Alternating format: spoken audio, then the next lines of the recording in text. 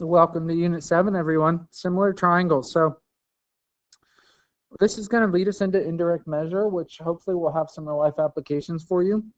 But today, we're going to be able to identify similar triangles and the theorem used to prove those triangles similar, be able to find missing parts of similar triangles. You can see some of the important vocabulary there. So we'll get started.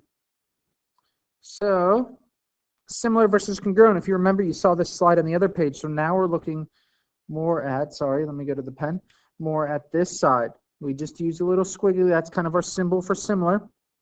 Notice the shapes, they're the same shape, they're just different sizes. So now we're not talking about exactly the same, even those parts of them will be the same. We're talking about the same shape, but different sizes.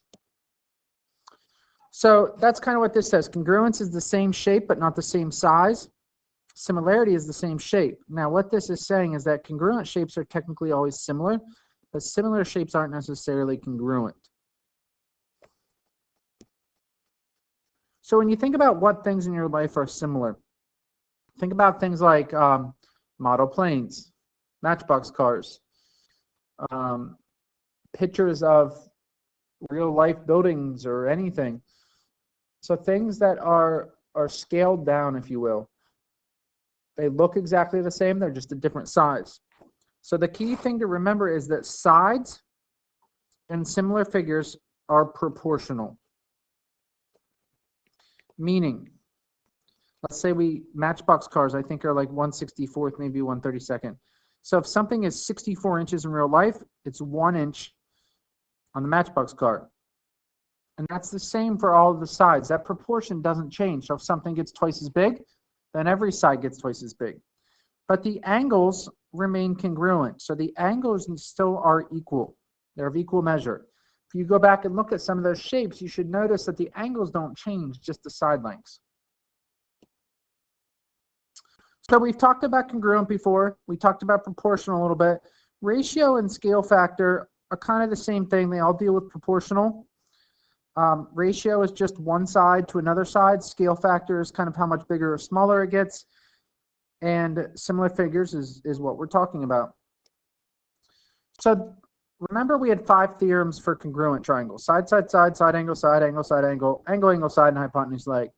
For similarity, we only have 3. Okay, those 3 right there. Angle, angle, side, side, side, and side, angle, side. When we think about angle, angle, that means that if we have 2 angles in one shape that are congruent to 2 angles in another shape, then those triangles are similar. Now, side, side, side gets it's a little bit more work. So if I have 2 triangles here, what that means is, let's say this is 8, 6, and 10, and this one's 4, 3, and 5. I have to check all of the sides to make sure they're the same. So I have to check, does 8 over 4, that would be the corresponding side, does that equal 6 over 3? And does that equal 10 over 5? So in this case, when I divide all of those, I get 2 for all of them, which means they are similar. So I have to check all 3 pairs of sides. For side, angle, side,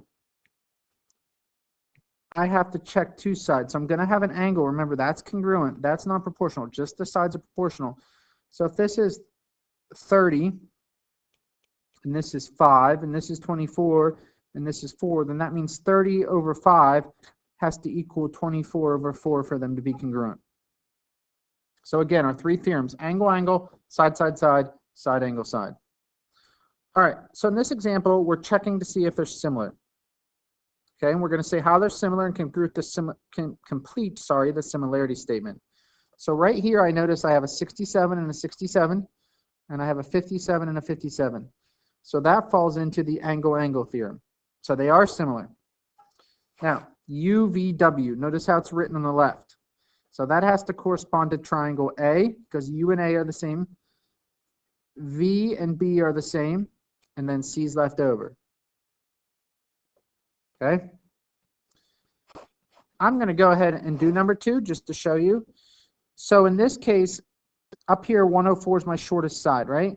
So I'm going to check, does that ratio, the same 104 over 16, because that's its corresponding side, because it's the shortest side here, does that equal 156 over 23?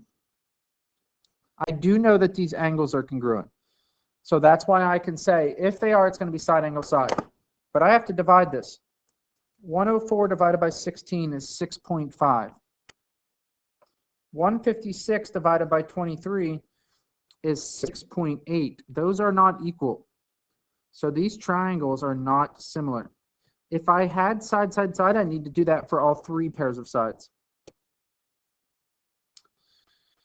So these ones you should be able to complete on your own. These are the same types of problems.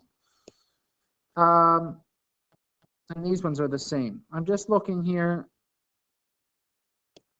So for number 5, for instance, I have some markings here, but like I don't know anything that's congruent to angle B. Nothing else has one arc.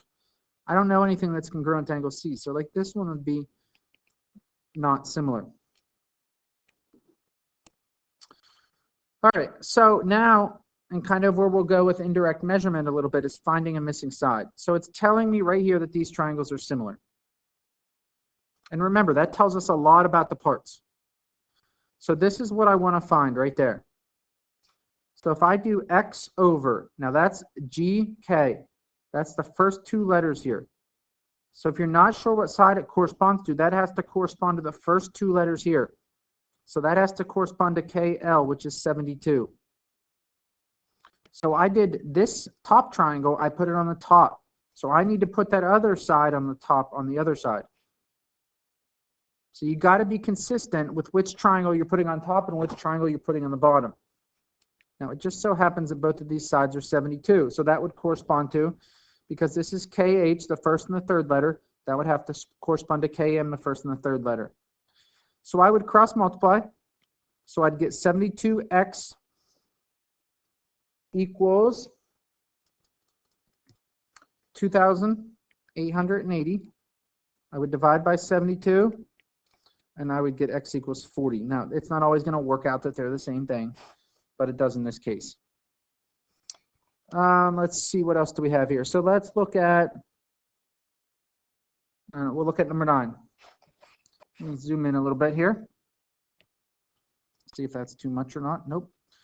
Okay, so here's what I'm looking for. I'm looking for this side, right? So I'll call that x. That's side BN. So again, that's the first and the second letter. So that has to correspond to side NM, which is 42.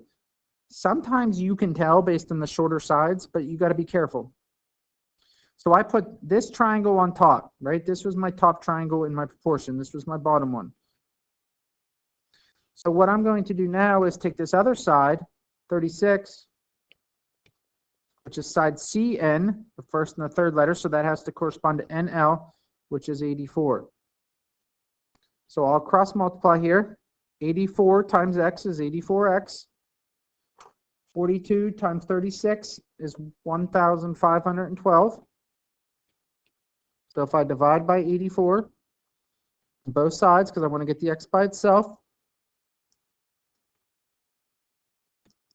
I get x equals 18. So that's my missing side. All right, scrolling down to the next one here.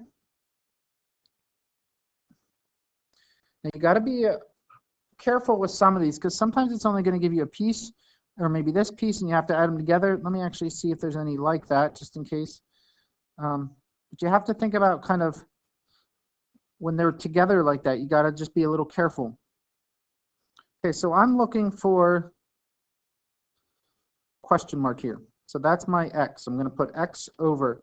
So that's the big triangle. So I'm putting the big triangle on top. In the small triangle, that corresponds to 18. So the big triangle was on top. The other side I know is 24. In the small triangle, that's 9. So when I cross multiply, I get 9x equals 432. So if I divide by 9 on both sides, I get x equals 48. Okay. Now we start to introduce a few more well, expressions. make things a little bit more confusing probably. So here's what I'm missing right there. 22x plus 6. That is side TS.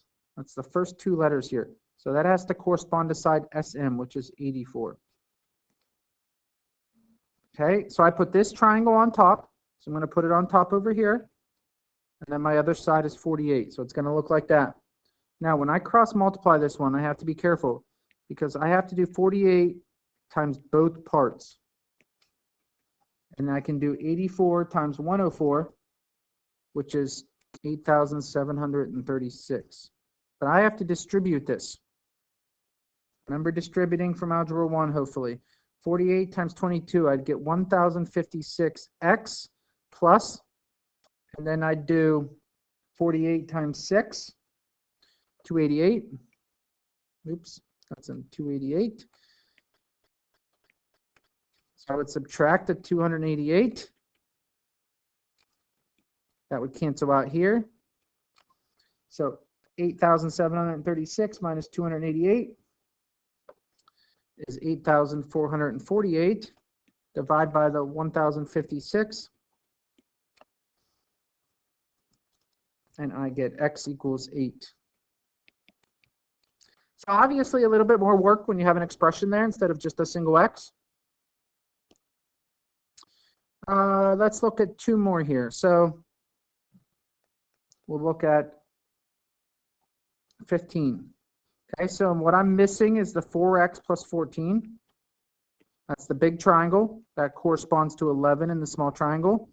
The other side of the big triangle is 60. The small side is 10. So when I cross multiply, remember I have to do 10 times this whole thing. It's called a binomial. And then I do 60 times 11, and I get 660. So if I distribute the 10, I get 40x plus 140 equals 660. Subtract the 140. 40x equals 520. Divide by 40. You get x equals 13. Moving down, I guess we'll do this one next. So for this one, what I'm missing is x plus 17. That is side AT. So this one's not as easy to tell. That's the first and the third letter. So that's going to correspond to side AC. So that's going to correspond to this one over 154. So because I put the bottom triangle on top, now I need to do 20 on top over the other side, which is 110. So I cross multiply. I put my binomial in parentheses.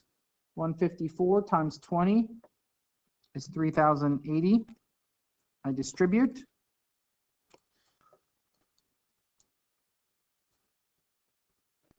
I get this. I subtract this. So I do 3,080 minus 1,870. These cancel out. I get 110x equals this. I divide, and I get x equals 11. So algebra skills are going to be important. If you have any questions, as always, email, come in person and ask, and hopefully you learned something today.